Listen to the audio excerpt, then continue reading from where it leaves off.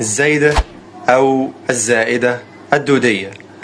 من اسمها كده انت ممكن تفكر انها عضو ملهوش لازمة او زيادة في الجسم، بس تفتكر هل ربنا ممكن يخلق عضو ملهوش لازمة؟ او ليه لما هي بتلتهب كلنا بنجري بيها على المستشفى؟ كمل معايا الفيديو ده للآخر عشان تعرف فعلا هي زيادة ولا طلع عليها فايدة.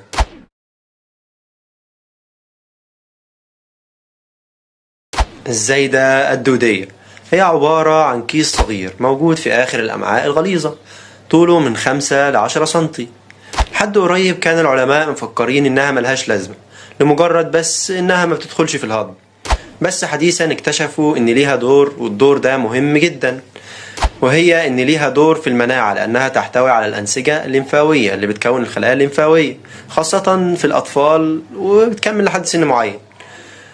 تاني حاجة إنها تعتبر مخزن للبكتيريا النافعة. بكتيريا ونافعة الاتنين مع بعض، أيوة زي ما بقولك كده، مخزن للبكتيريا النافعة، بحيث إنها بتعوض الأمعاء لما تفقدها. الأمعاء بتفقدها إمتى؟ لما بيحصل إسهال. طيب إيه دور البكتيريا النافعة دي أصلا، وإزاي بتفيد الجسم؟ البكتيريا النافعة دي بتدخل في الهضم، وأيضا بتقوي المناعة. طيب لو الزايدة دي التهبت إيه اللي هيحصل؟ هتلاقي ألم